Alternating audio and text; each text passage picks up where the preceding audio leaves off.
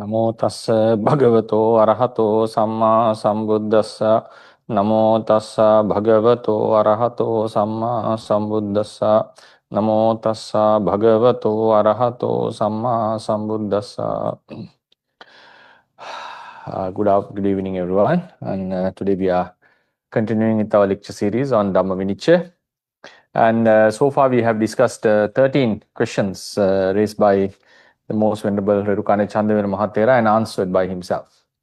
In the previous previous month, we couldn't do the lecture on the first week as we had the full moon day on that day. So in the previous lecture, we talked what should be done with food and drinks, offering dedicated to the Buddha at monasteries and similar places. And according to the Mahathera, it's not a sin to consume them because eventually, at last, they have to be discarded, and so there is no issue in offering them to a poor person or animals, or even consuming by the one who does the duties or the one by anyone.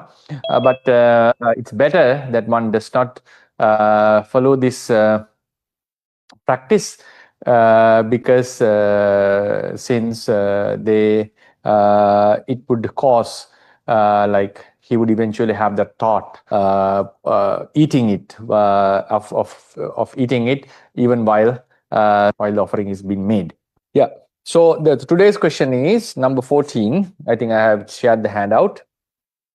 If a devout person who has prepared a Buddha pūjā and is on the way to a monastery encounters a poor person who had fainted from hunger because he has not received food, which of the following is better? Giving the food being carried to the poor person and restoring him, or disregarding him and taking that food to the monastery to make the offering as a Buddha pūjā?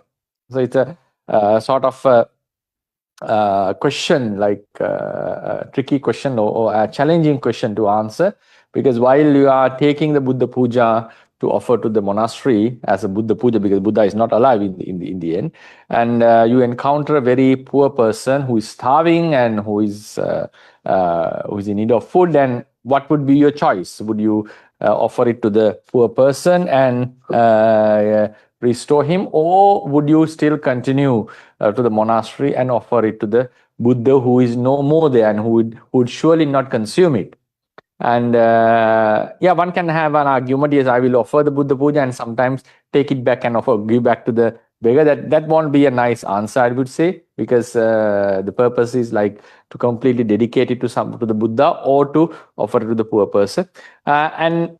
Before going into the answer of the Mahathera, my opinion is it depends on the person's wish. So if he wishes to change his mind and offer it to the poor person, that would be his own choice. Or if he decides to continue and offer the food to the Buddha who had already passed away, that still would be his own choice.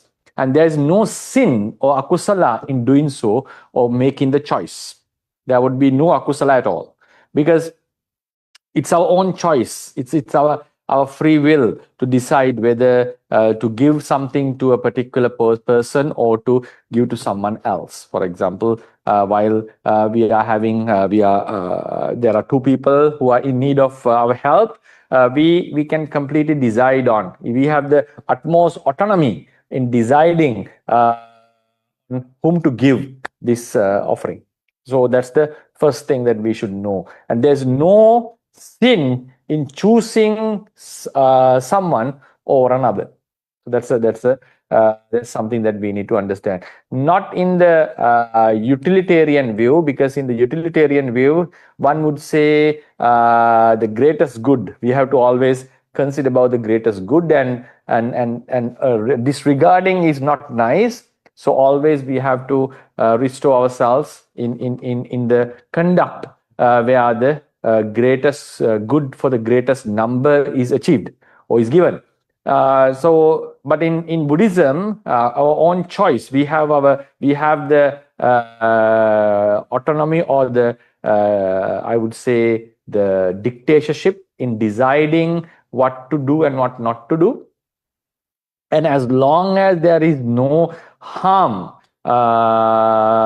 is done towards someone or inflicted upon someone, any harm, as long as there's no harm inflicted upon someone, as long as we can maintain our mind and purely, there's no sin that is caused. For example, even while, for example, think now the person continues to the monastery and offer the food to the Buddha, who is no more, who has already passed away thousands of years ago, and that person happens to die. Who was starving happens to die, and according to the teachings, there is no sin caused by his disregard or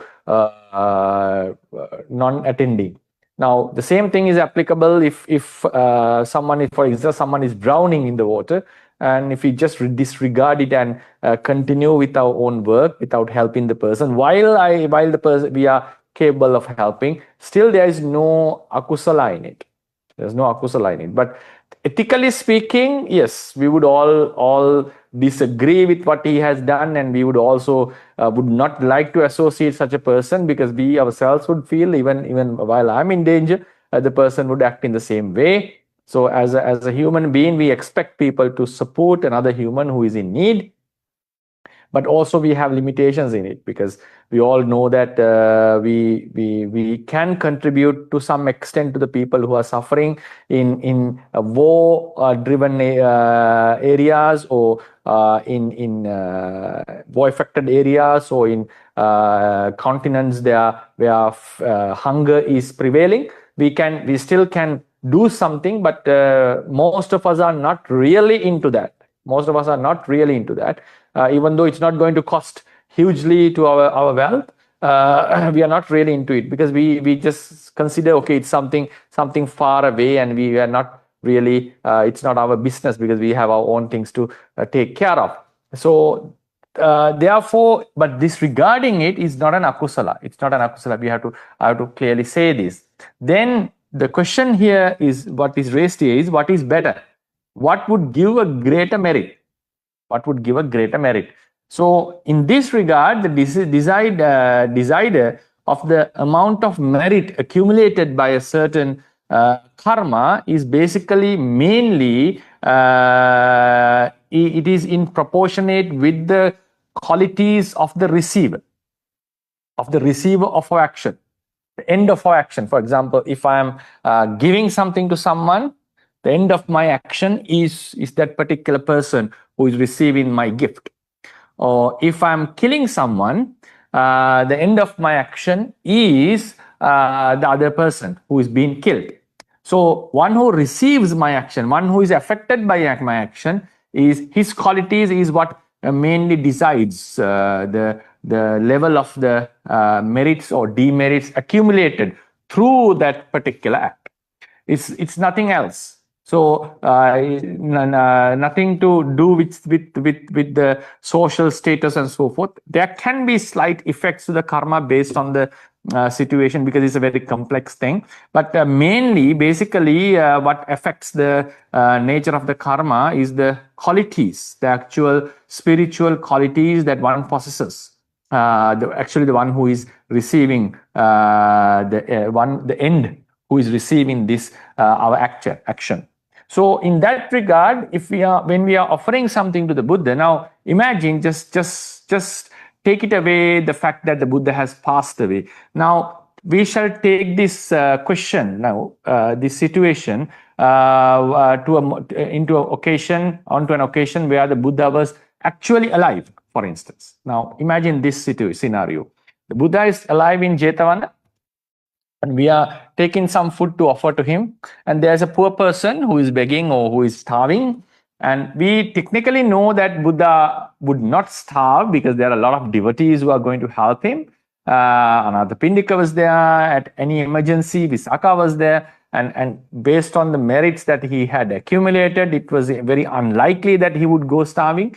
So now think that we have all the knowledge about this environment and the situation, and I'm taking my food to the Buddha, and I see a very poor person starving. What would be the choice? That's an interesting question to ask. Now, what would be the choice? Still, it's the person's preference. If he continues to go and offer to the Buddha, That's his preference. And if he changes his mind, no, I'm not going to offer to the Buddha, I'm going to offer to this person because he's starving. Buddha would eventually get the food, and even though I don't offer him, he will get the food. Then the person would decide to offer to the beggar. But the thing is, it's at his choice, that there's no harm in it, no akusala in it. But the merits accumulated would be drastically different, because offering the Buddha, who has completely eradicated all defilements, together with the tendencies towards the akusalas, which we call vasana, who is the utmost pure being you can ever have in samsara, and offering something to him would surely give you the greatest merit as a individual donation. And offering to the poor person, yes, maybe he doesn't have much sila, he is not into spirituality, he's still suffering. Yes, you can offer him, and still you would get benefits based on his own qualities, his actual qualities. So that's how the karma is decided. Karma is not decided based on the social status or anything. It's basically decided based on the level of qualities that the person has.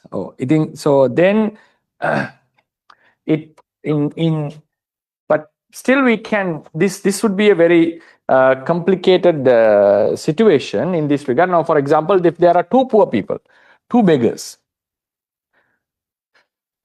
okay, two beggars, 1 and 2, right? Two beggars are there, number 1 and number 2. And this person, if you think that both have the similar qualities, both are not virtuous or in a same level of mindset, and one is really starving, and one is not starving, it's full, for example, it's full, he had his meal. Now, among this, it seems like, yeah, if both possess equal qualities, offering to the person who is starving would give you greater merit than offering to, now for example, if we call A and B, it seems like A is greater than B. Why is that? Because he was actually in need of food at the moment. Now he's not in need of food at the moment because he's full. He would need food for the next day, but at the moment he is not desperate for food, because this person's life would now his health life would be really supported by the donation we are making. In this regard, it seems, and I'm pretty much sure that this A of offering the person who is starving is greater than offering a beggar who is full, who has a filled stomach, who had his meal. So therefore, the person's situation also matters in this regard. Now, imagine Buddha already had his meal, he's having his meal, and we are going to make it a side dish, for instance. Now, even we are not going to offer it, still he would have his meal, and then the beggar is starving and he's struggling without food. Now, in this situation, the need is for the beggar, not for the Buddha, even while the Buddha was alive.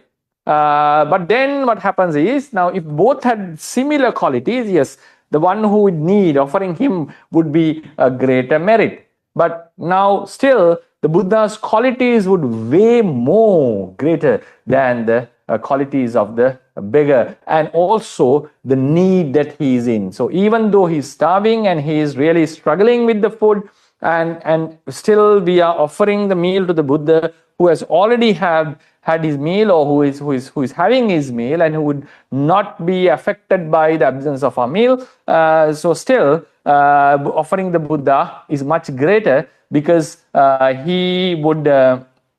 his qualities would outweigh the qualities of the beggar, and also it would go beyond the situation or the scenario where the beggar was in, even though he is really desperate for the food. It's my personal opinion. So I feel like, so therefore offering the Buddha would be greater in that sense. Now, then another question can be asked, yes, now offering something to the Buddha as a gift or amisadana, and if the beggar is really starving and he is at the brink of death, and our food is going to save his life, that's another complicated situation, because the offering that I make him to the Buddha would be a amisa puja. So I'm offering it to as a gift for him. But that if I deviate my donation to the beggar instead and offer him, and that would be an act of saving his life, that would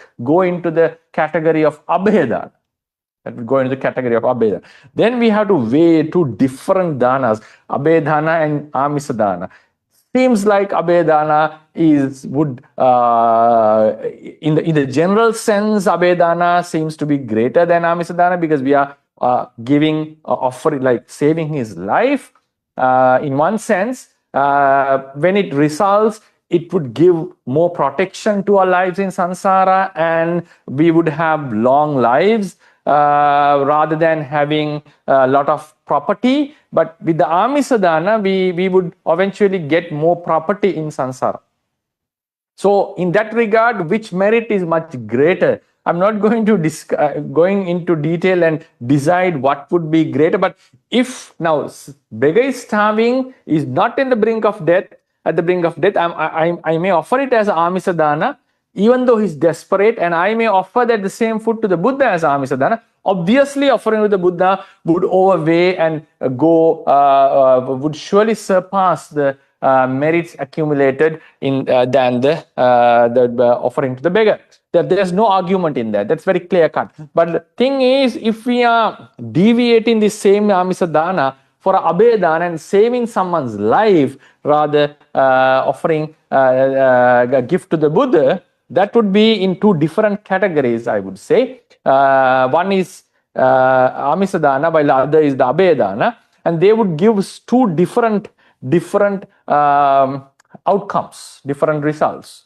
And now, for example, if the Buddha was sick and a poor person was sick, treating both of them and curing their sickness, yes, if it was done to cure the sickness of curing the Buddha's sickness, would be much greater, because he's a higher person than the other one. So, but the thing is, if the food was offered to the beggar as a jivita dana or abhedana, and if the food was offered to the Buddha as amisadana, some people would say still the Buddha's offering would would go beyond the saving of the life of the beggar. In my opinion, it's rather than comparing these two, I would say this abhedana would result in a different way than amisadana will be.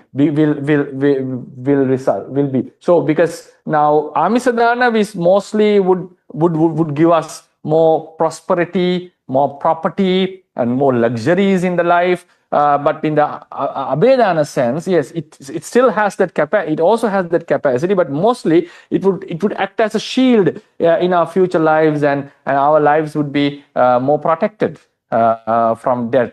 So it's quite difficult for me to judge these two now. So therefore, we can make it more and more complicated. But if you take it as two different amisadanas, obviously offering to the Buddha would be much greater. Now we are coming into a realistic scenario where the Buddha has already passed away thousands of years ago, and we are dedicating a meal to a dead or passed away Buddha. And while there's a living being alive, we can have the opportunity to offer it to the poor person. Now, this would also change the scenario a bit, because the Buddha is not alive and he's not really going to benefit out of the food, and the poor person is really benefiting out of the food, and he is going to get more merit. So now, if you take this into the scenario of the Buddha, while the Buddha was alive and while the Buddha has passed away, we talked about this previous few months ago actually. If the Buddha is alive, the merit is higher than when the offering is done when the Buddha is no more. Because we proved it actually. It is very obvious in the doctrine that because a Mahabodhisattva cannot get his first proclamation, or he cannot be destined, he cannot enter into the destined Bodhisattva path, making an offering to a past Buddha or the relics of the Buddha. It has to be the Buddha, but the Buddha has to be alive at that moment, because in order for that merit to come into the culmination of becoming the Abhinihara, even if the Buddha has sent one of his images made by his psychic power, and if the Bodhisattva doesn't have any idea that he is making the offering to the image that he has sent, even though his mind is fully believing that it is a living Buddha, still that merit would not come into the level of abhinihara.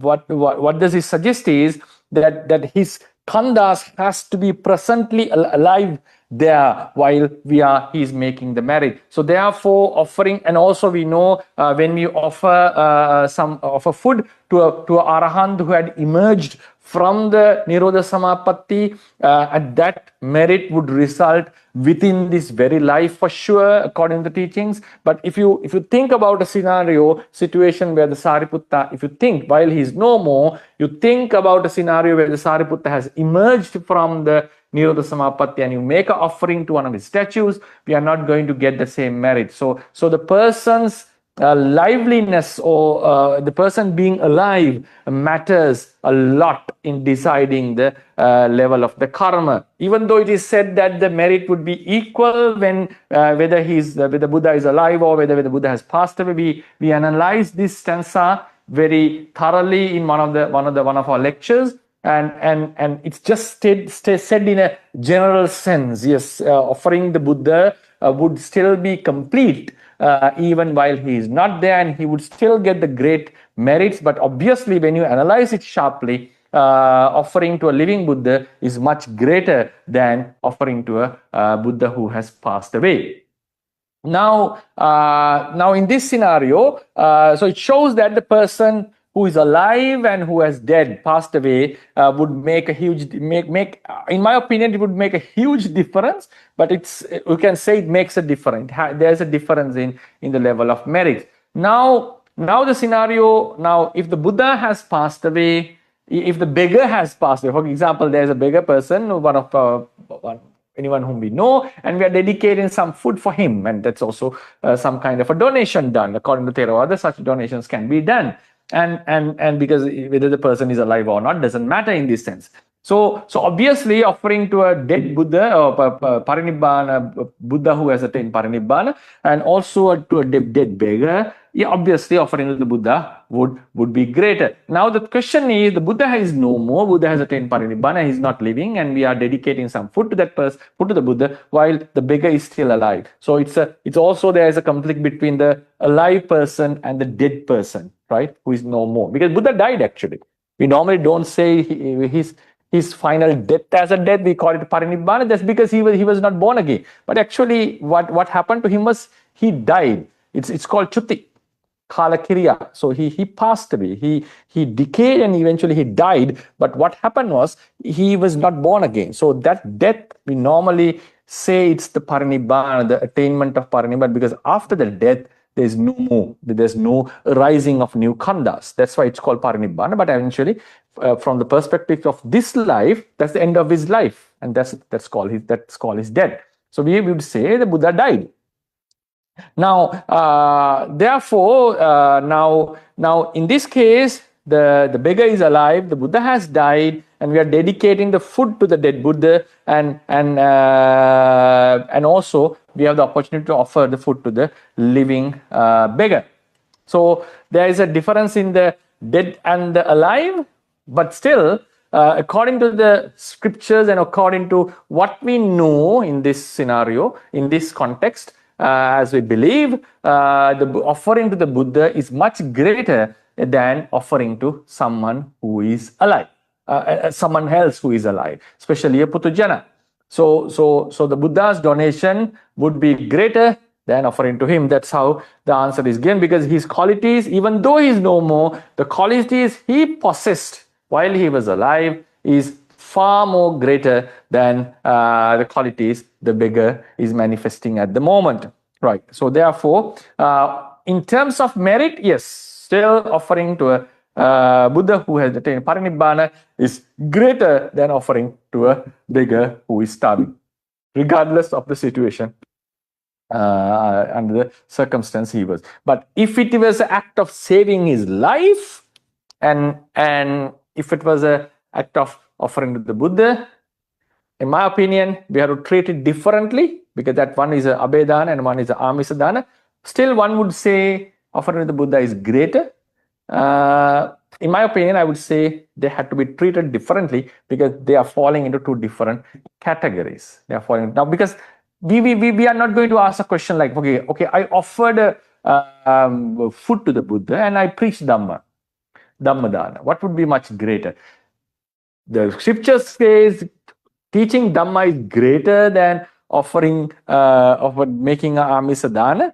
Yes, it can give much merits, but in my opinion, I would say like the benefits that you get by preaching Dhamma is quite different from making a Amisadana, because you cannot get, now in some places we say if you do meditation you can get all the benefits of Dana, Sila and Bhavana, but that's not the case in the entirety, because otherwise the Bodhisattva is no use for the Bodhisattva to make donations of eyes, ears, flesh, and which is a tormenting process. So he would have just kept on meditating in samsara, and he would be able to get all these accumulation of paramis by that. No, right? So therefore, these kammas, bhavana, sila, dana, yes, you can show a hierarchy, what is more greater and more beneficial, and what is more closer to the liberation. Yes, in that sense, bhavana is much greater, but the results they give are quite different.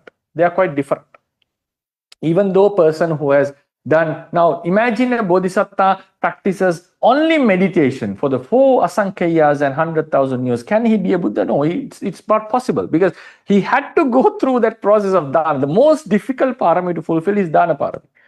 In my opinion, most difficult is dana parami, because you have to offer your life, you have to dedicate your entire life, some body parts. So this is not a simple joke, like simple task that one can make. It's not like just meditating and attaining a jhana and doing something. Yes, it's difficult in the sense of controlling the mind, but if you are given a chance, okay, you go and meditate and try to attain a jhana and achieve it, or would you sacrifice one of your eyes? Obviously, we would choose the first option, because dedicating, offering one's eyes is much difficult task to endure. And because we have to live the entire life without that eye afterwards. So that's the obvious question that we have. If you are getting an eye or something, if you have a different vision, we would also be able to donate our eyes and fulfill the donation or paramis or whatever we need. But in that case, so we know that dana parami is the most difficult task to do. So therefore, even though some would say bhavana is much greater and you can get all the benefits by doing that, that's not the case in entirety. Always you have to consider they would result differently. Now think about the Buddha's great science, 32 great science. He has mentioned the specific karmas which caused these great science. In the Lakkana Sutta, he directly said this. It's not that we cannot achieve them by doing meditation throughout the whole samsara. No, that's not how it works.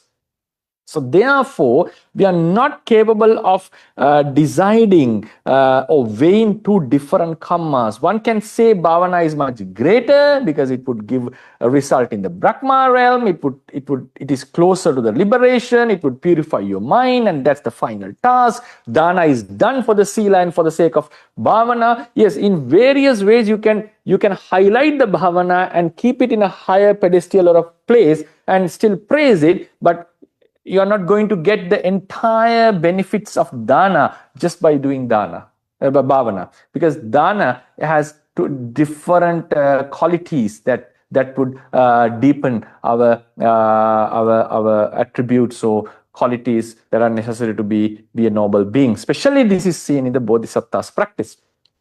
So therefore, now preaching Dhamma and making a Amisadana, in my opinion, is two different. Because now, personally, if I say something personal, because I have been preaching Dhamma for some years now, and since my initial stages of monk life, I was preaching Dhamma very oftenly.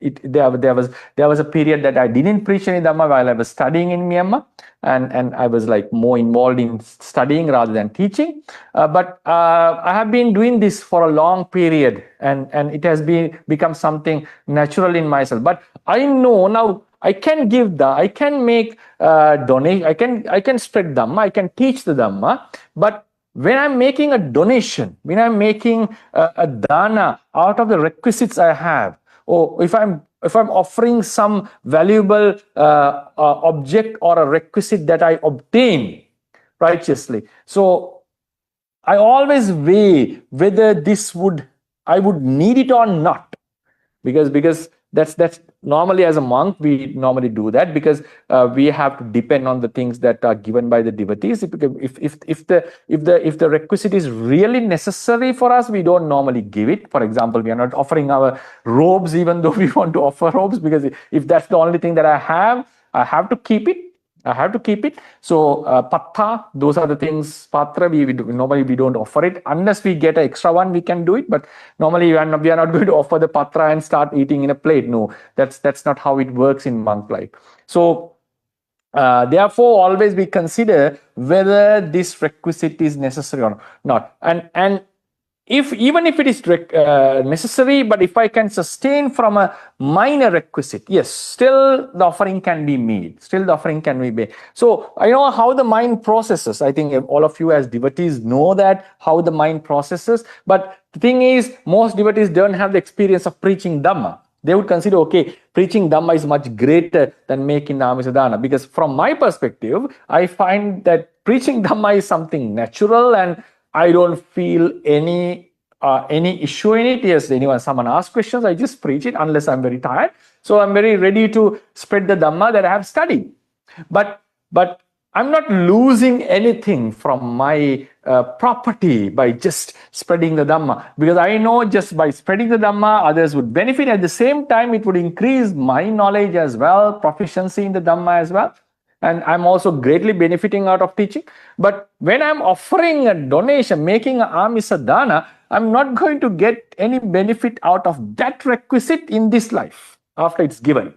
Yeah, the merit that I'm accumulating, that's something different. I will get benefits for that, and there's a belief that I have that I'm not getting any benefits on the spot. But by preaching Dhamma, yes, I'm benefiting on the spot, and I'm not losing anything. I'm just sharing, because even though I have spread this Dhamma, I'm not losing the knowledge that I have. But when I'm making an amisadana, I'm losing something. So I know that the mindset is completely different in this regard.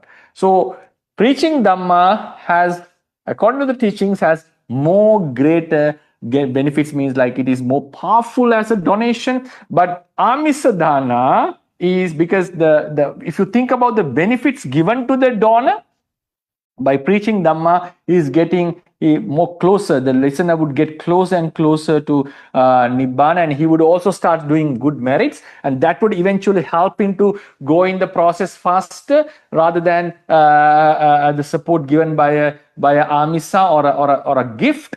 But from the donor's perspective, that mindset is completely different.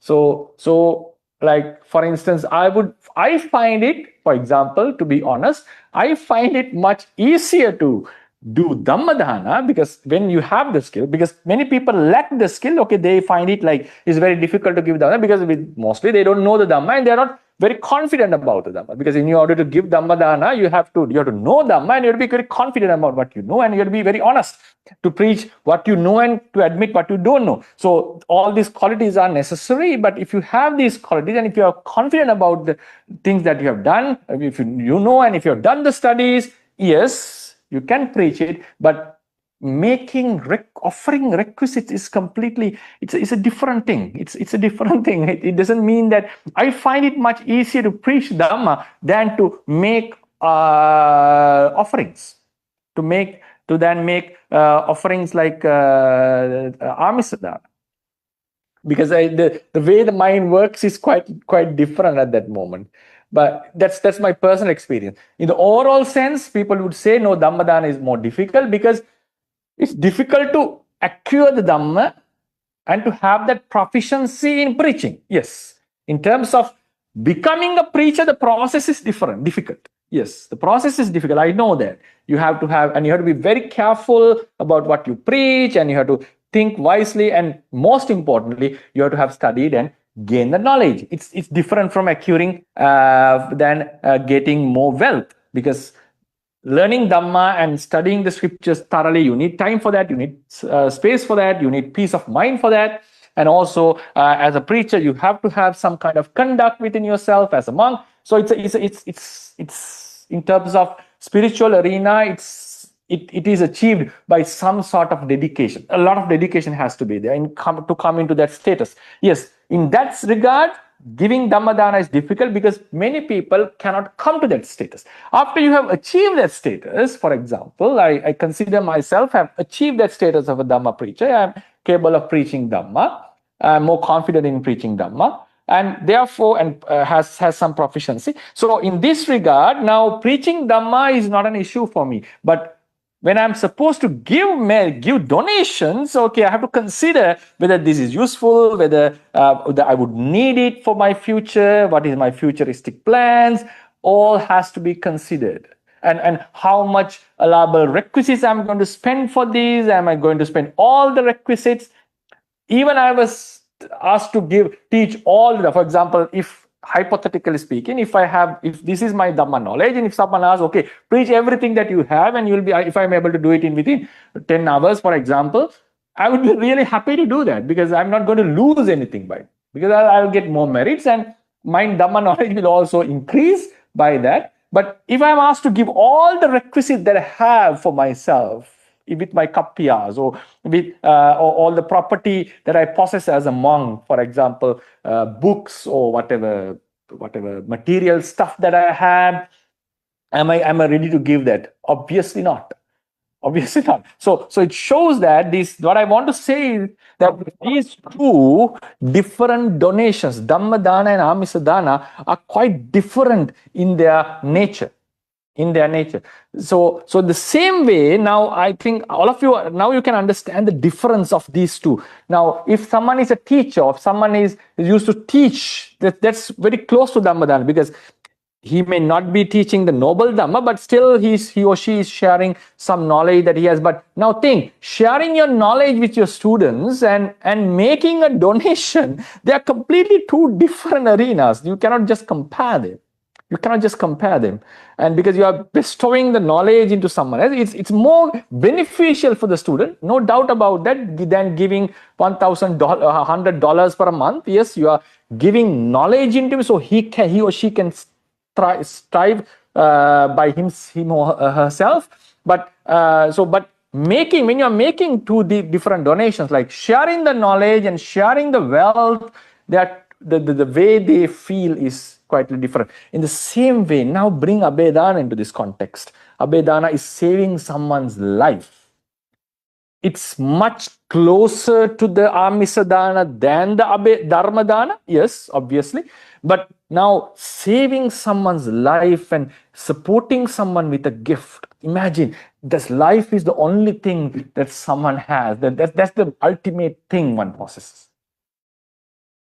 I may offer a gift and he may benefit out of it, but if I can save someone's life, that's in a different level, that's in a different stage. So that's why I said, if we are deviating this donation that was going to be given to the live Buddha, and we are deviating to a person who is struggling, and if that was a gesture of saving his life, if that was an act of saving his life, then I feel the two karmas are in two different levels, like Amisada and Dharmadana. There the difference is more obvious and conspicuous, but in this case, still, Abhedana and Amisadana are in two different levels. Now imagine, I will make it more, the purpose of this explanation, I will to give more insights into this. Not just to talk this and finish the question. That's not my purpose. Now imagine I'm going to offer this offering to the Buddha. And now imagine yourself, now you know some Dhamma and you're going to offer this food to the Buddha, and you see a beggar and a person who is ready to listen to you, and you know that, and you can give it a try, that if you preach the knowledge, Dhamma that you know, whatever you know, and he might convert into Buddhism, or he might start believing in Buddha's teachings. What would be your choice? Are you still processing to make the offering to the Samma Sambuddha and get that great merit of donation, or are you dedicated? Are you stopping and trying to bring this person into the Samma Ditti?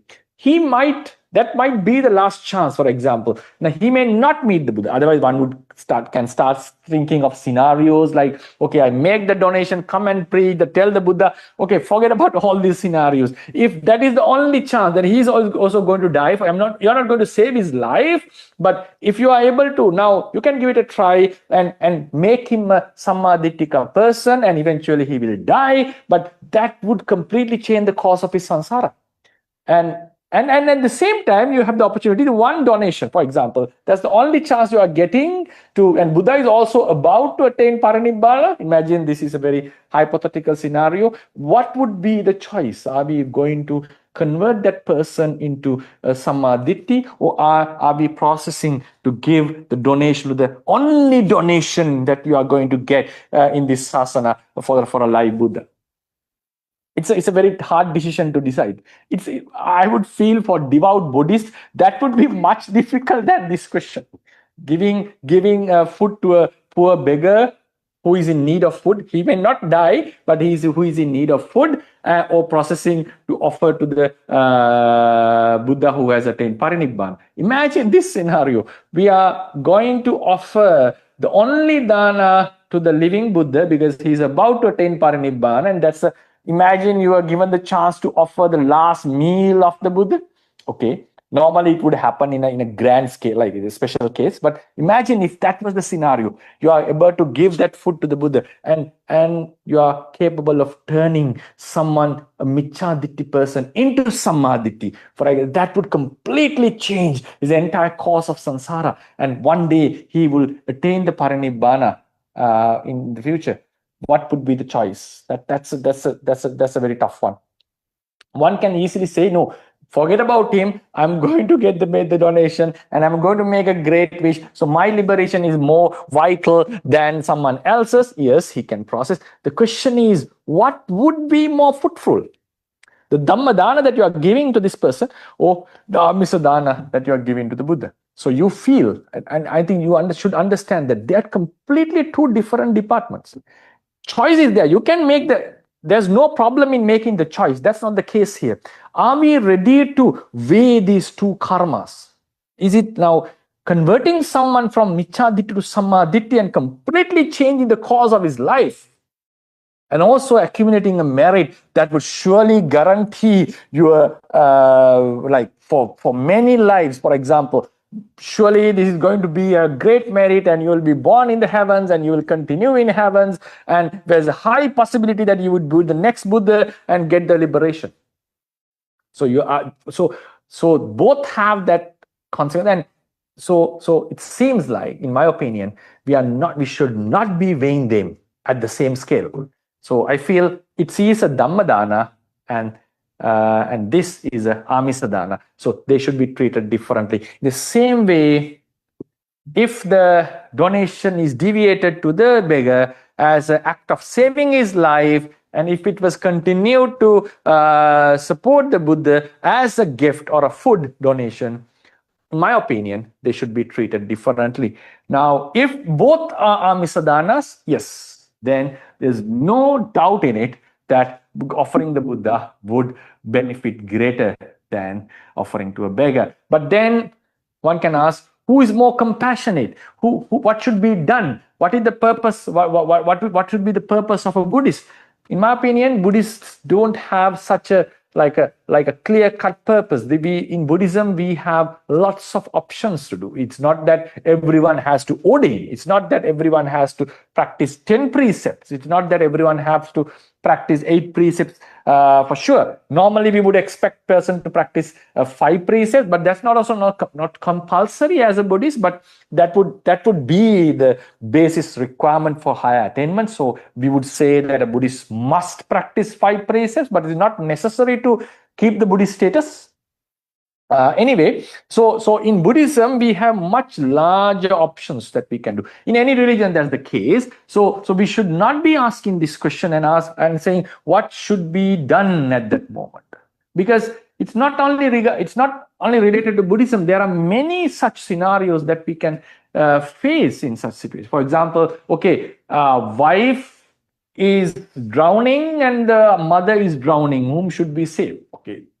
A daughter is drowning and the mother is drowning. Okay, this is a much difficult case to deal with. Mother is drowning, and if you attend to someone, the other one is going to surely die. So what would be what is the course of conduct that one has to follow?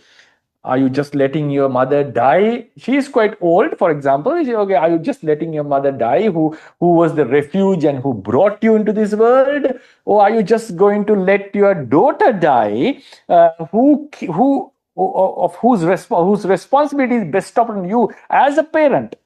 So that is a very tough situation. I wish that no one would experience such a devastating situation. But if someone asks a question, how should a Buddhist act in this scenario? I think there's no clear-cut answer for this.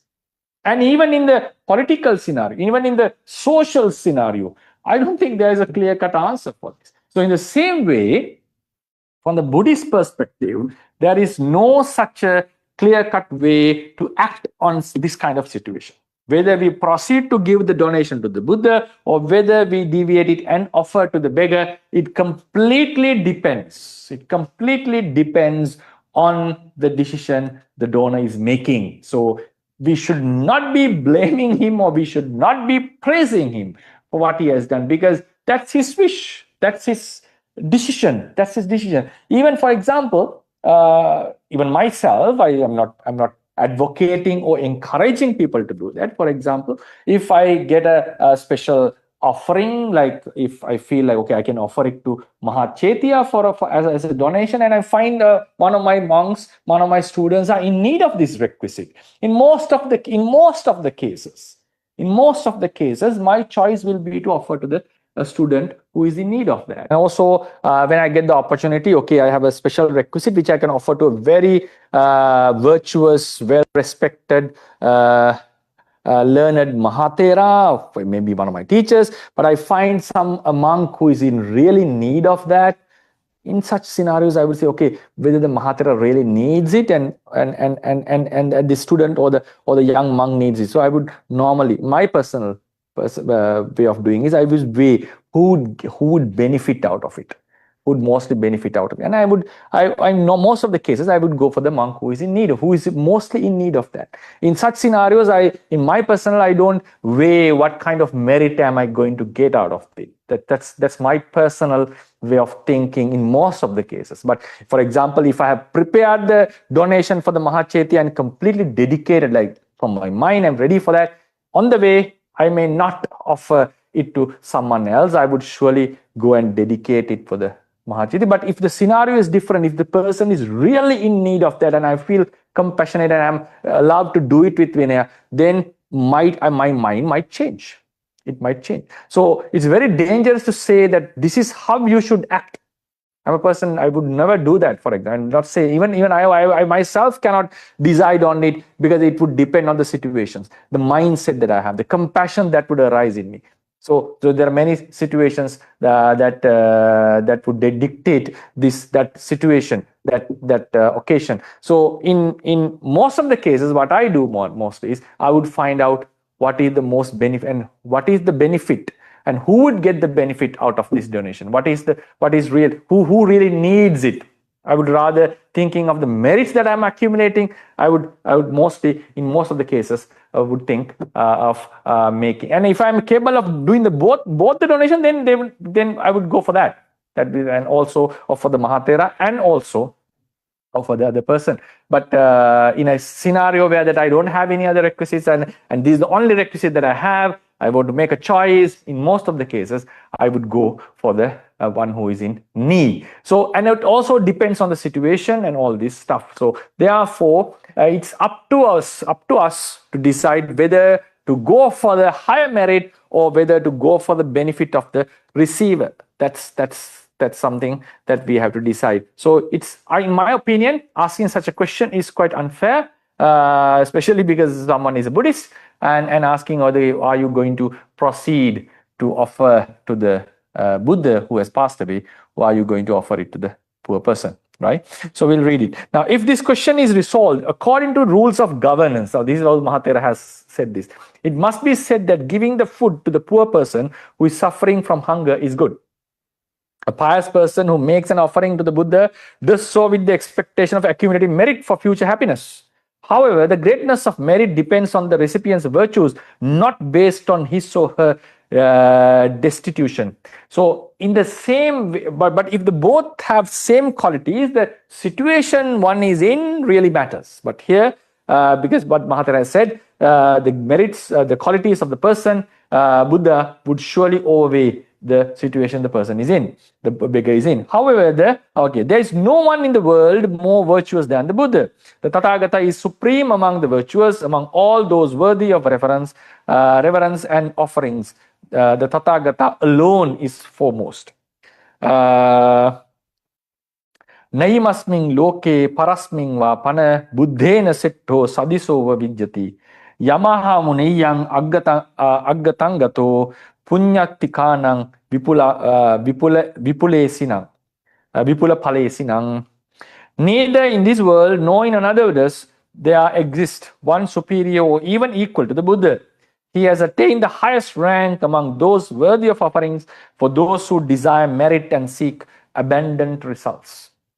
Compared with the merit gained by giving to a poor person, the merit obtained by making a Buddha offering yields results hundreds of thousands of times greater. Judged in terms of the future results that occur to the devout person who carries a Buddha puja, it should be said that making the offering to the Buddha is what brings more benefits. To say that one should abandon the idea of making a Buddha puja and give the food to the poor person is to cause loss to the party of the donor while helping another, the poor person. Very often questions of this kind are raised by individuals who neither perform Buddha offering nor assist the poor and who live apart from the Dhamma. And that's why I also personally feel these kind of questions are really unfair, because it really touches our decision making, the privacy or the will that we have in making decisions. So we should not be dictating and making a statement that this is how you should act in such situations. No, it should not be done like that, especially when we are supposed to make a choice. So what Mahathera is saying, these kind of questions, those days in 1950s, I think these questions were raised, and he says mostly the ones who really, and he's also like sort of a attack that he is giving.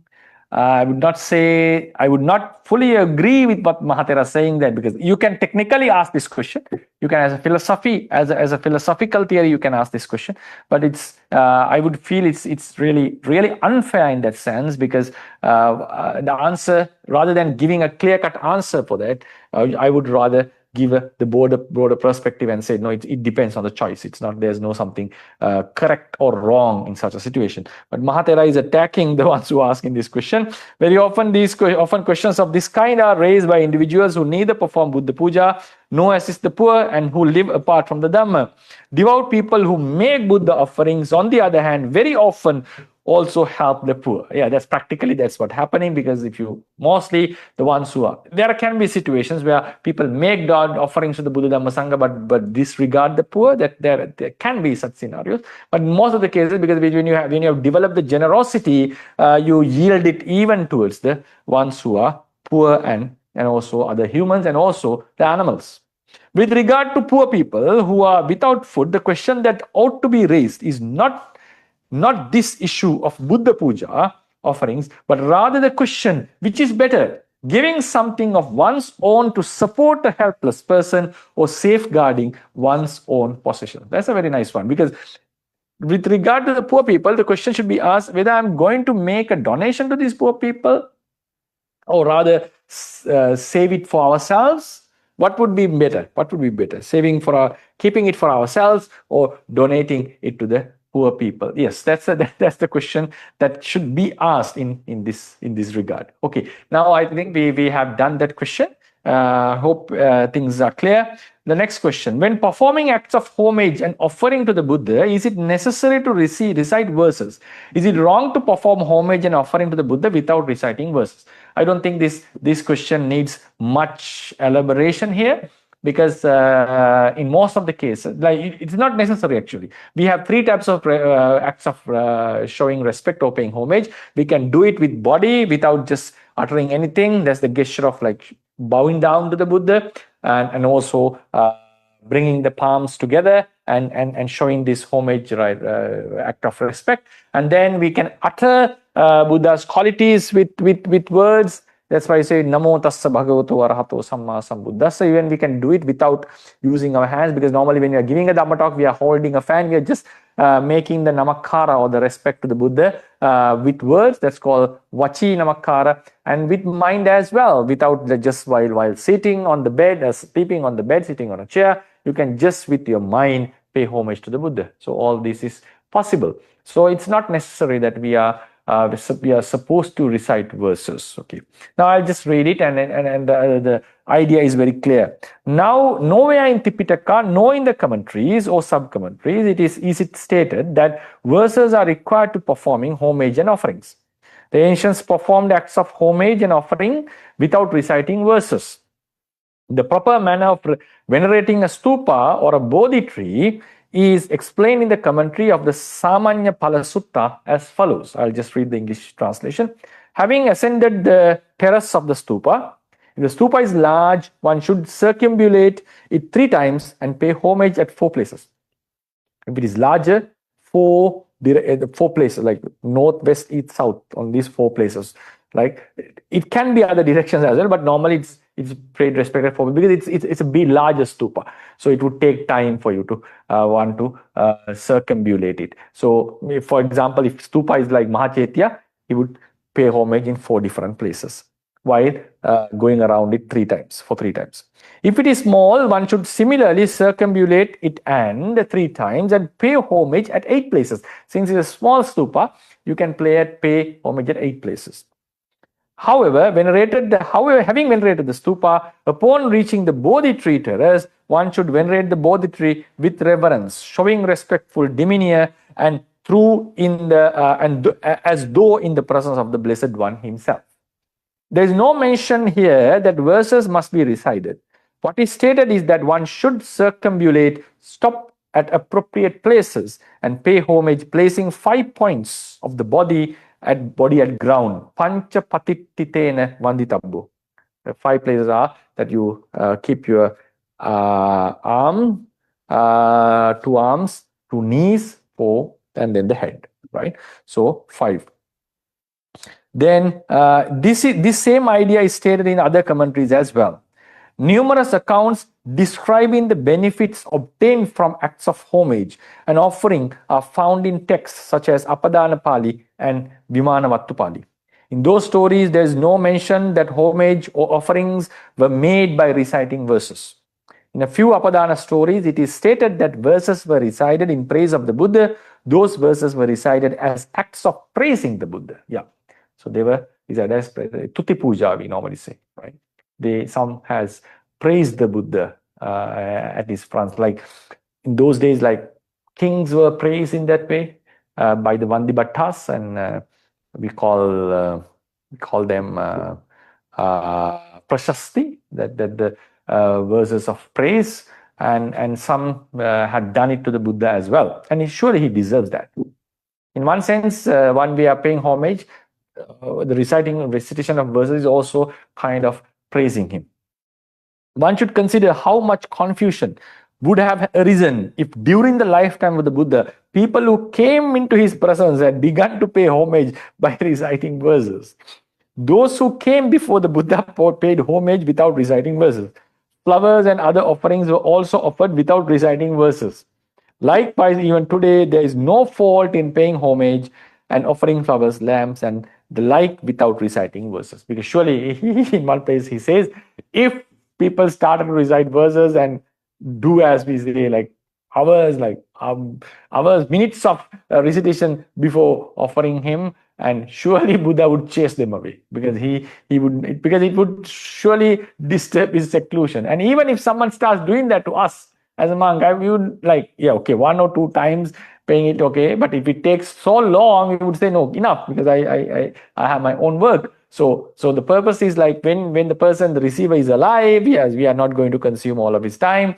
And since he is not there, yes, we may do the recitation. But so therefore, it's very clear, while he was alive, people didn't recite verses much while paying respect to him.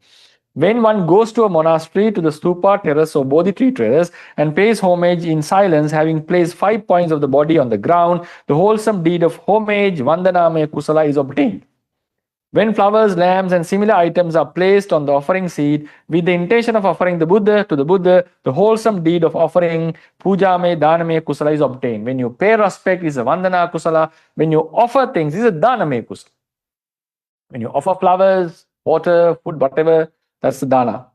The absence of verse recitation does not prevent the wholesome act of homage and offering from taking place.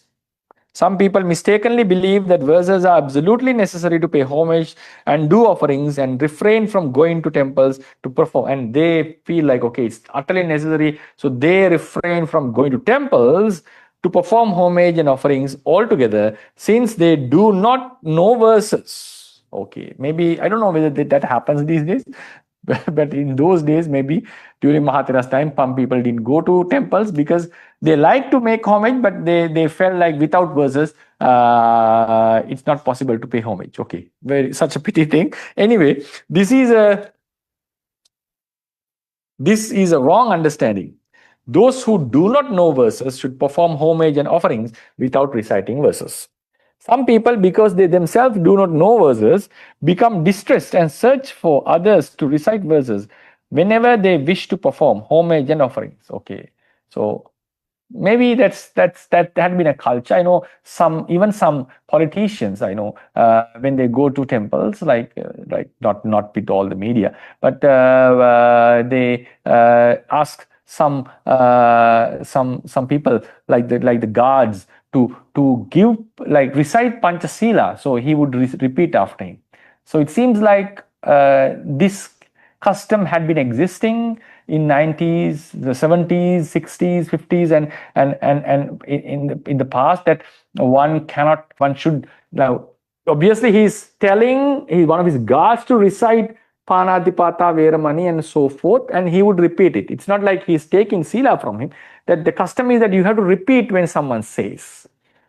In the same way, some might have that idea, yes, you have to have someone to recite the verses when you are making the offering. Yes, so maybe that's what has happened in those days, and I know personally some people who still do that in the older generation. So maybe that was some kind of a culture existing in those days. That's why Mahathera was referring to this idea, because this was written in 1950s. So maybe such customs existed. I don't see any such customs prevailing at the moment, that even though you don't recite, you are taking someone to make it, because now these days people have books and so forth. Anyway, some people, because they themselves do not verses, become distressed and search for others to recite verses whenever they wish to perform homage and offerings. Just as one seeks a ritual officiant to make offerings to deities, it is necessary to search for someone to recite verses in order to perform Buddha Puja. Yes, when you are making offering to the deities, devas, yes, you need a person, Kapu Mahatya, to do that, because he's the one who knows the proper wordings and the rituals to be done. So normally when you are making offering to the deities, we normally need the support of such a person, unless you are just sharing the merit. But if you are actually making a real offering, like fruits or whatever, lambs, and also fulfilling a certain promise that one has made, yes, normally such a person in there, because he is the one who knows the customs of doing these all these rituals to the deities. But what Mahathera is saying, you don't need such a person to perform Buddha's acts, because you just go and just offer and pay homage. That would complete your meritorious deed. It's not necessary that you need to recite verses. That's why he said, just as one seeks a ritual officiant kapua, to make offerings to deities, it is necessary to search for someone to recite verses. It is unnecessary to search for someone to recite verses in order to perform Buddha Puja. If there happens to be someone who can recite verses, there is no fault in making them to recite while one makes the offering. This is good. The custom of reciting verses is of relatively recent origin. Reciting verses without understanding their meaning cannot be said to be an act of great benefit. It is an act of benefit, but not out of great benefit if you don't know the meanings. If verses are recited with understanding, wholesome merit arises with each word. Yes, that's the next point. It's better you recite. Those who recite verses should also try to understand their meaning. Yes. Then it should be said that when performing homage to an offerings using one's own language to express the qualities of the triple gem is even better. Yes, that we have to admit. Now, sometimes we use the Pali terms, Pali verses. If you are well versed in Pali, yes, by reciting that, then you can get a lot of happiness with it, a lot of wisdom, and you feel like, and there's a very nice rhythm in Pali, and there's sort of a spiritual stimulation going on. Since we are Buddhist, I feel. Maybe, and also maybe the language is quite special when we recite in Pali. But if you don't know Pali, yes, it's better. It's always encouraged to do it in Sinhalese, in the whatever language you are accustomed to. So because you know the meaning. What matters here is in the end, what the language doesn't matter.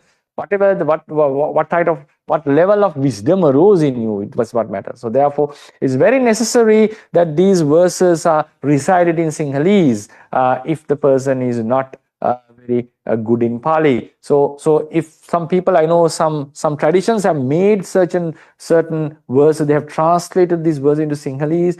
Some people started criticizing this. I don't know what the main reason for that. Yes, it's always nice that if you use your own language and to recite, because then you are more closer to the meaning and you are getting a greater merit out of it. There's no doubt about that. There's no argument. Now, for example, when we are meditating, when you are contemplating the meditation, Buddhanusati, we normally do it unless you are reciting the Itipiso verse. If you are supposed to do it in detail, we normally do it in Sinhalese, in our own language. When we do the Vipassana contemplation, we do it in Sinhalese because that's the language that our mind, the language which is ingrained in our minds. Because we think in our own language, our mother tongue. Unless someone has lived for a long period in another country, then that language would be his. He would be more familiar with that. If someone has lived in a foreign country, maybe English is more familiar to him, so he might use the English language in reciting. So likewise, the language doesn't matter here, but reciting Pali, yes, it gives you some kind of a very nice vibe there. And especially when you're reciting Paritta, yes, it should be done in Pali. It's highly recommended to do in Pali because the rhythm and everything has some kind of an effect.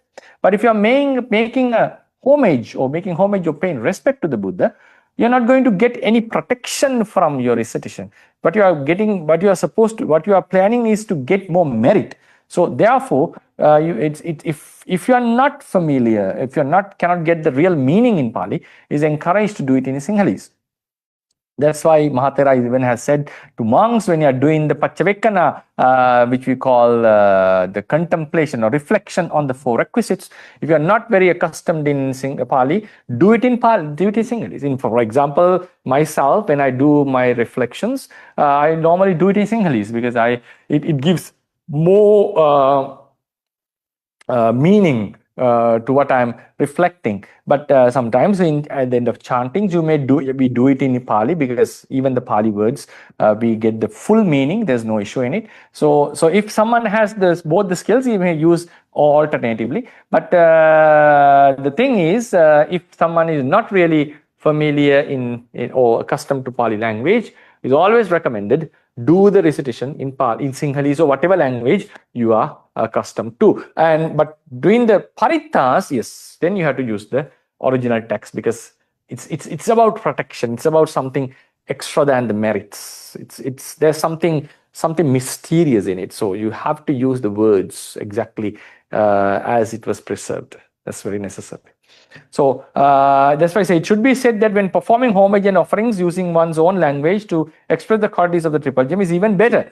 one should understand that the more one recollects and recite the qualities of the triple gem during the acts of homage and offering, the greater the merit that is gained. So therefore, if you can recite, yes, that would be much better. So it's not necessary, but so if you don't know the verses, and if you don't have the time to the verses, still you can offer and pay homage and get the merits. Yes, so that would be the session, and I think we have done now 15 questions. There are another 85 left. There's quite a number, but we'll slowly we'll try to get the book done. So I hope you enjoyed the session, and it's up for the forum to ask questions if there. Let us know how we as lay people should begin and follow the path of Dhamma, especially for those who may not, believe in the concept of the kinds of danger, satarapaya. So how? That last part I missed, like the ones who don't have. What do you? Can you repeat the question again? This, as lay people, should begin and follow the path of Dhamma, especially those who may not fully believe in the concept of the kinds of danger, satarapaya. No. Though they are Buddhists, some they don't believe satarapaya. It gets a little bit complicated. The question is whether you believe in rebirth or not. That's a pretty tough, like very necessary one. If you are not believing in rebirth, then there's no use in Buddhism in the deeper sense, right?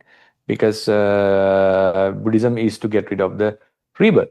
So if there's no rebirth, and if someone doesn't believe in rebirth, he's not going to get much benefit out of Buddhism, unless that one lives a proper life following the Buddha's teachings. And it can be done not only by Buddha's teaching. There are many teachings, and there are a lot of ethics in the world, and the customs are there, the civilization is there. Yeah, we can just follow the stream, and we can still be good human beings without following Buddha's teachings. So the core essence of following the Buddha's teaching is to get rid of samsara. So if someone is going to get rid of samsara, he has to have a belief in rebirth. It's a very vital thing. So if now, yes, someone believes in rebirth, but not in 4 apayas. So what does that mean? One can neglect the niraya, which is not visible to us at the moment. We can neglect the peta and asuras, which are non-humans, but we cannot neglect animals, right? So because we know animals are there. Now, if someone, what does it mean by neglecting 4 apaya? So we have to analyze that question again, because does he or she doesn't believe that one can be an animal, or that possibility is there? Then you have to say no, or not. Other apayas I would neglect. It's possible to be an animal. So according to that, then you have to get rid of the devas as well. So then what happens? You have only 2 realms: animals and humans. So it's a very strange scenario. But anyway, so one can be born as an animal, which would be the downfall, and one can be born as a human, which would be the good state. And the samsara is going between animal and human, and we would end it one day. And what happens when the world ends? Where it goes? Now, where are we going to live? And okay, animals are no more, humans are no more. So is there no rebirth? Now, according to Buddhism, you have to be in a state which is not affected by this destruction of the world. Yeah. So then, when the world originates again, yes, you come down and born as humans, and then if you keep on digging into this question and just say, okay, I'm a Buddhist and I don't believe in the 4 apayas, so I don't see it has much validity there. At least, even if someone is a Buddhist, even he doesn't believe in the 4 apayas or say mysterious worlds, he has to believe in at least 3 places. That the human, because you are a human; animals, okay, there are animals, obviously, and there has to be another state where we are born into while the world is destroyed. Or we have to believe that we are born as humans in another far away distant world, or as an animal, which is a very, very strange scenario to believe in, because we normally believe the world destroys and world originates again. We are born again in that place. We are not in a state of absence, right? So if the world is destroyed, you have to be in a sort of a non-human, non-animal state. So whether it's up or down doesn't matter. So these 3, at least a Buddhist has to believe. then if he doesn't believe in these, even in these three, if you okay, one believes in animal, one believes in human, and not in the other state, then the question comes: what would happen to us when the world is destroyed? Are we attaining nirvana? Is the end of the rebirth? So that would be the liberation according to Buddhism. So what we are supposed to do is we don't need to do anything, just wait for the destruction of the world, and we'd be free from the suffering. So then the next question comes: okay, if someone is, we don't need to think about such deep concepts. Still, can we get the benefit out of Buddhism? Okay, that's a different topic actually. That's a different topic. So then the next question comes: no, someone doesn't believe in Buddhism, believe in the rebirth, and still be a Buddhist. Then he's not a Buddhist actually. Very sorry to say that. If someone doesn't believe in Buddhism, then you're not a Buddhist. If you believe in rebirth, then you're not a Buddhist, because then you're not following like that, because it's a wrong view of not know any view of annihilation. So a person who is having the view of annihilation cannot be a Buddha's follower. He may respect the Buddha, he may consider, because the Buddha has clearly said there's a rebirth, and the purpose of his teaching is to get rid of the rebirth. So he has a completely different view, and we are holding to a different view. And the respect that you are having to a Buddha is like the respect a Buddhist have towards Jesus, or the respect one has towards a political leader, the respect one has towards a scientist, the respect one has towards his parents. We are not going under refuge. We are just, okay, the Confucius has said certain good things. Jesus had said certain good things. We are not neglecting it. We just, if he said love the neighbors, and when someone was asked to hit the first stone, he said, okay, hit anyone who has not done any sin in the world. Okay, these are very nice ways of insights that he gave to the people, and show that you are also mortal, and we are also prone to fall. So always try to forgive the person who has done a fall, because we ourselves also have falls in ourselves. So these are very nice quotation, very nice approach that he had made. So we have to respect such things. We would not fully agree with the statement of creation, even though Jesus or whoever has said it. Personally, we would not, as Buddhists, we would not agree with that. But still, we would respect him as well. So it's not going under refuge of Jesus, right? It's just respecting certain of his actions, some of his actions, some of his behavior, some of his wording, some of his teachings. We do respect it. Now, Albert Einstein had found something, and we are benefiting out of it. We respect it. Some political leader has saved the country, or saved us from something, some disaster, then we would still respect that person. That doesn't mean we are going under refuge him, and we are going refuge under him.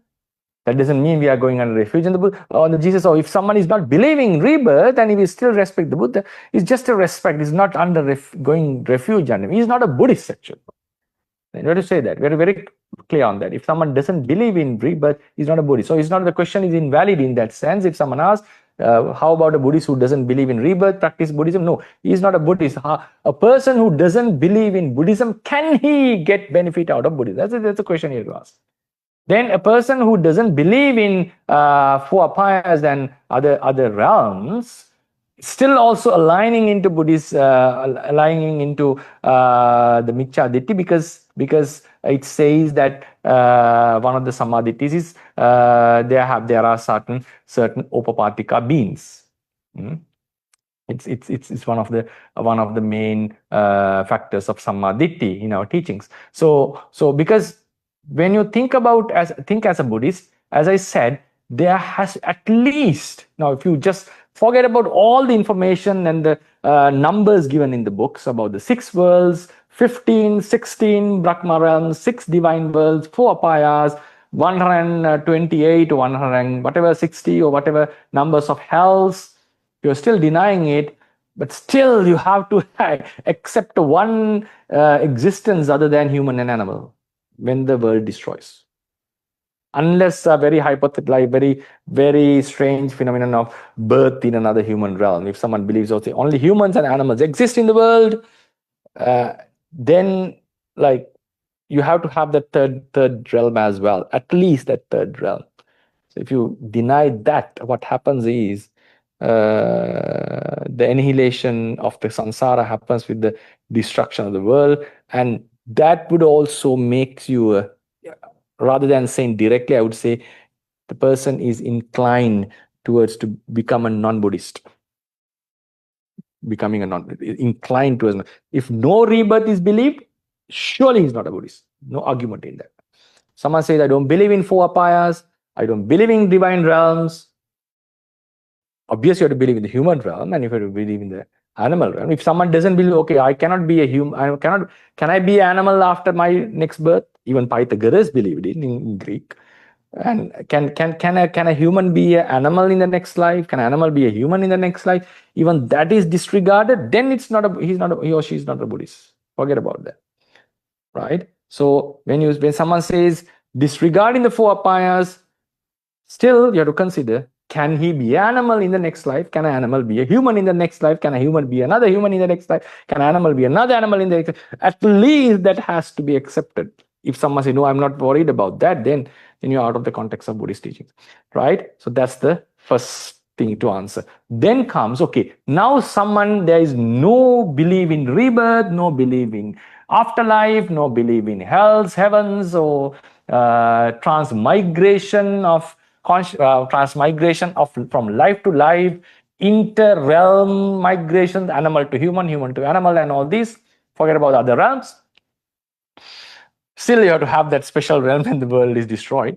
Okay, anyway. So if someone is not believing any of them, then he's not a Buddhist. Now, can a non-Buddhist of that caliber benefit out of Buddhism? Yes, can. Possible. So that's why Apannaka Sutta was uttered. Apannaka Sutta was uttered for someone who is in doubt about the rebirth, who is not very clear about it. We normally say atheists are there who doesn't believe in God, and we have agnostics or someone who is not sure whether there's a God or not, and then the believers. So in Buddhism, we would say, yes, one who believes in rebirth and one who believes in the samsara and the path to the liberation is a Buddhist. And some who is holding a completely wrong view is a non-Buddhist, yes. And one who is not certain. Okay, I'm not very certain. I'm not holding a strong view that there's such a thing. I'm not denying what the Buddha's teaching is. Still, he would fall into the non-Buddhist sect, but he's still in a gray area. Okay. So Apannaka Sutta was preached to such people. Someone is not very clear whether the rebirth is there or not. Buddha said, still, behave well. Why is that? Because behaving well, abstaining from evil deeds in this life would surely benefit for the betterment of the person in this very life. So if there is an afterlife, there is an afterlife, the highest possibility would be if something gives good results in this life, if there is afterlife, it would also give good results in the next life. If there's no life, okay, that's the end of the story. No worries, no problem. But if there is a life, the probability is that it would give higher probability. If something benefited better in this life, that would also benefit better in the next life. Then, if someone does akusalas, yes, he would suffer in this life. Suffer means like it's obviously stealing, killing, and all this sexual misconduct. You can have some sort of pleasure, temporal pleasure, but the mind would not be peace for sure. And we know that because it's always he's in trouble, he's in mental turmoil. So it's not I know that the people will not start praising, liking, and also we have the guilt in ourselves because we are harming other beings, and so it would not result in a positive way in this very life. So if there is a rebirth, the high probability is for it to give bad results. If there's no rebirth, okay, there's no issue. So living a bad life and living a good life according to what the teachers have said. Not only Buddha, there are many other teachers who have said good and bad things. And follow the good, follow the bad. If there's no rebirth, doesn't matter, whatever cause it is, that's the end of the story. So if there is a rebirth, if good gives better results in this life, and it's very high probable that it would give good results in the next life. If bad gives bad results in this life, just temporal happiness, next life, and probably would also give bad results. So and then the question is, now if there's no rebirth, okay, what would be? Now you have to live. What about this life? Yes, live it properly, live it nicely. So always do the good. So therefore, if you're doing the good, In this life, even there is no rebirth, if you're doing the good in this life, that is also supported. So Buddha said, if there is no rebirth, now you follow good, there's no rebirth, okay. Afterlife, there's no problem. But in this life, it's positive to you. If there is a life, still the possibilities, if there is a rebirth, but most probably it will benefit better. If you are living a bad life, all the breaking the precepts and not doing the duties, not respectful to others, living a bad life. No life, yes. There's no afterlife, there's no problem. Things have ended. But within this life, he's not living a very peaceful life. So it's not something worthy, praiseworthy. And if there is a next rebirth, probability is suffering. You know, say most probably it would end up in suffering. So therefore, that's why it is said in Sinhalese, atat natat sudanani paraloa, something like that. So whether the next life exists or not, try to live a proper life, because it is indeed giving good results in this value. And next thing is, if you are following the conduct of 5 precepts at least, for example, 5 precepts. In this case, you don't need to pay respect to the Buddha, you don't need to pay respect to the Dhamma, because he's not believing in anything. He may do it as a gesture of respect. But living a proper life is always better, because you will have the peace of mind, you will have the clarity of mind, you will have good relationship with the family, with the society, and also can be successful in all the departments. So in that case, living a good virtuous life, following the 5 precepts is very vital. And then doing some meditation will also help, like breathing exercises and so forth, spreading loving kindness and so forth, right? Because if someone is not very strictly into wrong views, yes, anyone can progress, but if you want to progress like higher levels of jhanas and so forth, you have to have some aditi in it. But anyway, so you can process and you can have clarity in your mind when you meditate, when you spread loving kindness, having very nice, pleasant thoughts towards others. Yes, these are very beneficial for the studies, for the occupation, for the job, for your family life, and being truthful. So those falls into the category of ethics. So you have to always conduct, or you have to divide the departments of your physical and verbal conduct and your mental conduct. Mental conduct is having loving kindness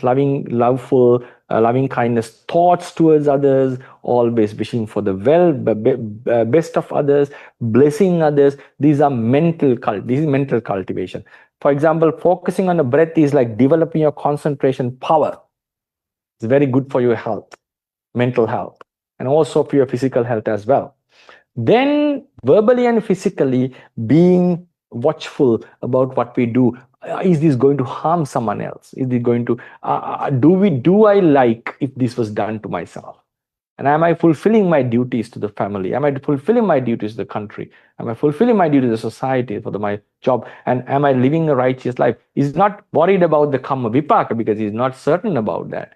But at least we should know, we should have that proper mindset, because happiness, now one can be happy by harming others, but that happiness cannot last long, because wholesomeness and unwholesomeness of mind is not something unique to a religion. When we have anger, whether he's a Buddhist or a Christian or whoever, whatever non-religious person or whatever person in another religion, still suffering is there. Anger hurts. The person who gets angry and the ones who receive the anger. Lust would cause craving, would lead to sadness and also fear. These are universal laws. So always it's better to have less craving, and to have no anger. All right, and to have no anger, or at least less anger, to control your temper. So these are very, very vital things. So therefore, and the killing, stealing, and all these bad conducts and shouting, hurting others, hurting their feelings, all these are done with lobha, dosa, and also the ignorance, not thinking, not knowing the situation, or not knowing the consequences of what we do. So always lobha, dosa, moha are the hetus for these misbehaviors, bad thoughts. So we have to suppress them and put them down. And that would give the mental peace. Because if someone is having no anger, obviously, regardless of the religion, he would be happy. If he is having less attachment, he's less prone to suffering. And if he has more intelligence or understanding about the situation, he is very probably not to make mistakes and blunders in his life. So therefore, regardless, if someone is not believing in rebirth, is not in the category. I have to clearly say this. There cannot be a Buddhist who cannot believe in rebirth. No, there's no way at all. Right? If if someone is not believing in rebirth, just don't consider you as a Buddhist. No, not at all. If someone is not believing in the 4 realms of apayas, that's why I said, okay, that's a very sort of a statement. But then the question should be asked: animal realm, human realm, can there be not of a transmigration of a self, but births, inter-realm births, and what happens at the end of the world? Is it going to end? So if someone says when the world ends, everything ends, then you are out of Buddhism for sure, because you are talking about a liberation which would happen naturally. Because when the world ends, there's no place to live, so everyone goes into extinction. Then that's the nirvana. Nirvana means that no rebirth. No, it would happen with when there's no place for someone to be born. So then that's Buddhism. Buddha says no. You have to remove the defilements and prevent the karma from giving the rebirth. Then only the liberation would happen.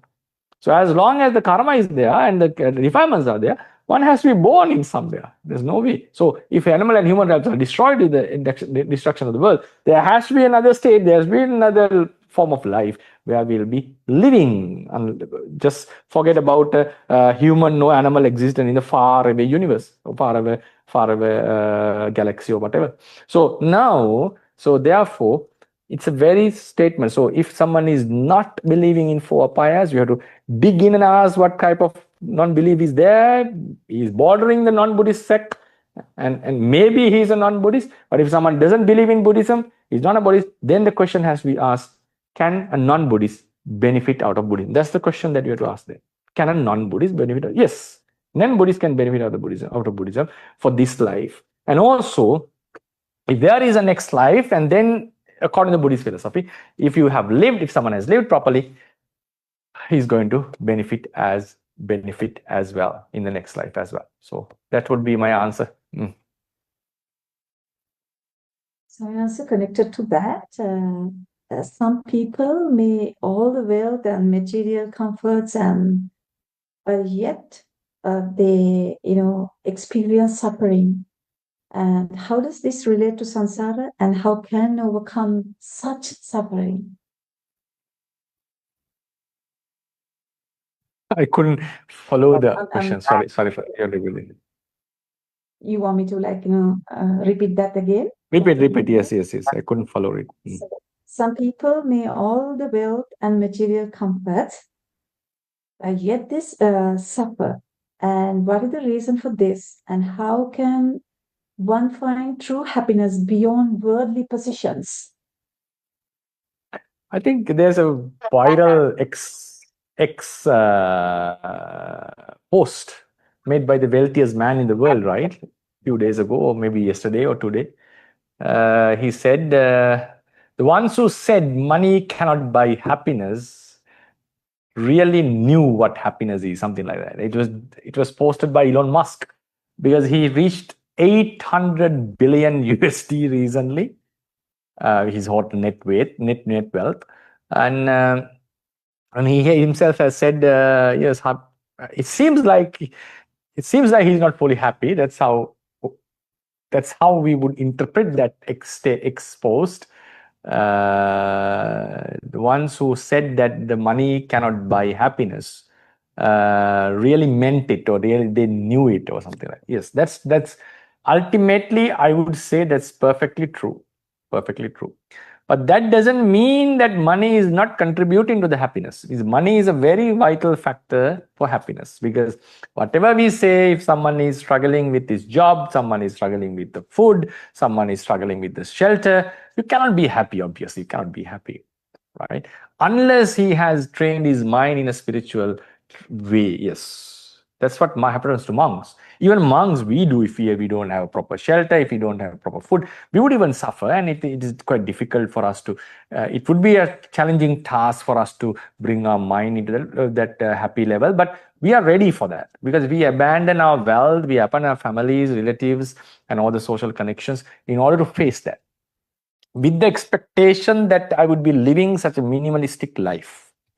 So all the samanas, not only Buddhist monks, all the samanas, rishis, Hindu sadhus, they come to this life, holy life, with such expectation. So we are ready for that because it's something that now, for instance, if we were asked to do some physical training like a soccer player, we'll never be able to do that because it's a really hard process. Like you have to have so much physical fitness in order to perform in the professional level.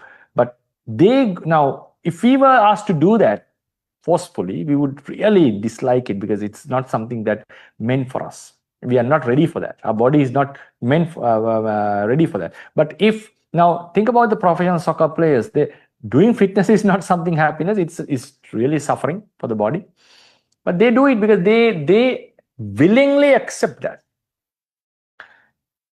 If a university student is asked to do the same training, that would be ragging. That would amount to ragging. Now Lionel Messi may be running, I don't know how many laps per a day or a week. I don't know. If a university student who had gone to study is asked to do the same thing, you cannot say Messi is doing that, so he's also doing that. No, because it was forcefully. He was asked to do it forcefully. He didn't like. He wouldn't want to do that, and that's called ragging. In the football player's case, no, it's something he embraces. He does it willingly. So therefore, a life without money, if embraced with intention or deliberately, volitionally, if we intentionally embrace that, then we are okay without money. But for a person who is bound with money and who has the expectations of money, not having it is obviously suffering. Now I'll focus on the lay life. I'm not focusing on the monk's life. Yes, lay life is bound with money and people are expected to earn money. Therefore, money plays a huge role in deciding one's happiness. That we have to understand. Yeah, poor people, can't they be happy? Yes, for that you have to have a mental preparation or construction for that. Some sort of spiritual input or maybe your own positive way of thinking is necessary. Even without all the hardship, still he can be happy. I heard this. I haven't done the research yet. I've heard that in Bhutan they say gross national happiness. They try to measure it, and it is said, the ones who have visited said, in overall general sense, they are happy people. That doesn't mean that they don't have conflicts or they don't have family issues. That doesn't mean that they are never having anger or anything. But in the overall sense, as a country, there's less robbery, less murder, and there's a very happy society, they said, even though their wealth is not that much. So this kind of spiritual input and the way of mindset, if you have it, yes, even without money, one can be happy. But then in Bhutan's case, the whole country is supporting this concept. But while we are in a different Western country, which is very competitive, and even in Sri Lanka, the society is now getting into the competitiveness. Now, at that time, money plays a huge role, and even we like it or not, having money is a vital thing. So, and also, if someone is in a happy marriage life, now, for example, if someone has a family, children, and if he loses his job, come on, now you cannot be happy. You cannot come to home laughing and say, "Oh, I lost my job." You cannot do that. And that would be really disrespectful to the family as well. Because then the obvious question is, now how are we going to live? How are you going to earn your money, the money? So even that, so we should not be taking it as it is a loss. So even though even someone is not hurt, he has a responsibility to find it out now. Now, for example, if I go Pindapata and if I don't get any food, then I cannot come and say, "Oh, I didn't get any food." No, that I didn't get any food, so I have to find out. At least I have to settle my mind and accept it and stay hunger for that day. But next day I have to find out a way. And if it if it keeps on happening, I have to change my monastery and go to another monastery where food can be obtained. So therefore, poverty, no job, like loss of job, unoccupation, breakups, family issues, these are all detrimental to the happiness. So money plays a big role. So we cannot completely deny the support given by money to happiness. The point is, happiness is not entirely depending on the money. That's the point here. But happiness depends greatly on money in a competitive society. In a competitive society, for example, one has no money at all, but then he has to depend on someone, right? So that cannot be happiness, right? Unless he's a monk. The lay life, you have to still keep on depending on someone. You can't be naturally happy because you know that you are depending on someone. So that independent freedom of the mind is not there. So happiness is not about just laughing and smiling all the time. No. It's like it's an overall thing. The happiness is measured in an overall way. So are we happy in a healthier life? Like, so there are various ways to measure happiness. Intellectually happiness, spiritual happiness, happiness like how much position and how position that whether we can afford our own lives and so forth. There are various ways to decide on that. So money plays a big role. We cannot take it out in the lay life and say, no, without money we can be happy. No, that's impossible. So unless one has some kind of spiritually developed, grown mind or something, but still he has to go through some struggles, right? He has to go through some struggle. So then what happens? Money alone is not happiness. That's true. That's true. Even though we have the abundant amount of money, all the other needs are fulfilled, still one can be unhappy. Still one can be unhappy. That's why I say money cannot buy happiness. Yes. Even though you have all the money in the world, you cannot buy happiness completely out of it. Right? It can create a basis to get rid of most of the suffering that one would experience otherwise. But after you have fulfilled all these, still mental happiness depends on something else. So for that, the positive thinking is necessary. The way we think is more important. The way we think is very important. In my opinion, the happiness greatly depends on the vision that we have about life and about the world, because certain emotions would make us to lose happiness, anxiety, fear, regret. There are various emotions that are detrimental or harming the happiness.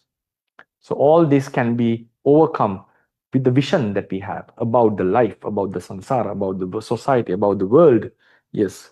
Now, for example, if someone that's what happens to bodhisattvas mostly, because his vision about the samsara, about the life, about the world is so vast. Most of his life, he has seen the past life.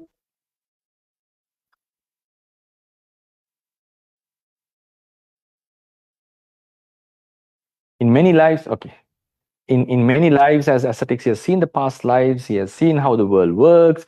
So these are ingrained in his mind, and he has the capacity to think correctly. So he knows the nature of life. Suddenly something happens, he gets sick, he loses his arm. Even that's why he could donate his eyes, because he knows there's just another 30, 40, 50 years left. Compared to samsara, there's nothing. So the entire thing becomes something like very small, even a life is not something very important, like very seriously important to him. That's why he could just completely discard his lives for the sake of others in order to fulfill paramis. So vision makes someone's happier, in my opinion. Buddhism gives you that vision, samadhi. It gives you how to deal with death, how to deal with sickness, how to deal with issues, how to deal with emotions. So the vision is very important. But even though someone has good vision because of the Dhamma knowledge, there are certain things that we have to tackle in practicality. Okay, I know anger is harmful, but it still keeps on coming. And I express myself and I feel, okay, I feel distressed after that. I feel regret. I regret after that. Then I should know how to balance my emotions, how to balance my craving, desires. Yes, emotional intelligence is very important. So first we need to have a proper vision about the life. That would basically rule out most of the wrong thinking. And then how to balance with the emotions. And then meditation, for instance, is a mental cultivation that gives you more peace and completely keeps your mind well concentrated, because the happiness is lost when our mind goes into unnecessary objects and linger in those unnecessary objects. Someone has the concentration to completely take his mind out of these objects and focus on one object. That's a very strong strength one has, because mental suffering in the end, because physical suffering is a different case. Now, what I hope now we boil down this question to mental suffering. Mental suffering is obtained or encountered basically thinking unnecessarily, lingering in unnecessary objects. So what mental concentration gives us? It gives us the power to take our minds away from unnecessary objects and focus on a very neutral object. And when you keep on staying on that, the suffering mind will be free from suffering. That is called a vimutta chitta. It is free from unnecessary thoughts. Eventually, when the mind is free from unnecessary thoughts, the happiness, it starts to soak in happiness. So therefore, this kind of vision is very vital. Vision is very vital, in my opinion. It doesn't need to be a Buddhist vision, but at least what is good and bad and what the life is and how to deal with these. Even some Westerners, they have very strong visions in dealing with the life's problems. And then how to deal with the emotions, disruptive emotions, I would say. The emotional intelligence is very vital in that case. And then some kind of mental cultivation, meditation is necessary. So all this should be done in the surface of a proper conduct sila. So when we have this, obviously the mind would become happy. So money is necessary to get rid of certain basic types of suffering. But even though someone has the money, if he's been disturbed by unnecessary thoughts, emotions, anger, defilements, he may not have that mental peace. So it can be gained by that mental cultivation. So for a monk, even without the money, even that mental cultivation is enough, because he has willingly adopted the life of no wealth. But for lay people, no. Their life will build upon money. So there has to be some amount of money, because in the end, happiness comes from that mental cultivation, whether he's a monk or whether he's a layperson, right? But for the layperson, there is some other additional stuff as well. So he needs money, basically. Then the mental cultivation. For a monk, he has to find out the requisites in a minimalistic way, because he's ready for that mentally. That's why I gave the example of a football player and someone who is asked to do that. So it's like a football player. Monk has adopted himself and he has no much expectations. He don't worry about his color, skin color, or appearance. They're nothing much concern for them. So then just the mental cultivation. So I think that's how I would see this happiness in relation to money. And I would not just say money is not necessary. No, for lay people, money is utterly necessary. But money alone is not going to give you the happiness. That's the point. And finally, may all of us be able to be happy in this life, afterlife, and also finally attain the final liberation as soon as possible. Idang wo nyati nang hotu sukita hontu nyatayo. Idang wo nyati nang hotu sukita hontu nyati. Idang wo nyati nang hotu sukita hontu nyatayo. Akasattaha ca bhummatta. Devanaga mahiddika punyantang anumoditva Chirang rakkantu Sambuddha Sasanang Akasattaha ca bhummatta. Devanaga mahiddika punyantang anumoditva Chirang rakkantu Sambuddha Dasabaladhari Akasattaha ca bhummatta. දේවානාගා මහිද්దికා පුඤ්ඤන්තං අනුමෝදිත්වා චිරං රක්ඛන්තු සම්බුද්ධ ශාවකං චිරං රක්ඛන්තු ත්වං සදා හිමිනා පුඤ්ඤ කම්මේන මාමේ බාල සමාගමෝ සතං සමාගමෝ හෝතු යාව නිබ්බානපත්ති අයිදම් මේ පුඤ්ඤ කම්ම ආසවක්ඛයා වහං හෝතු සබ්බ දුක්ඛා පමුඤ්චතු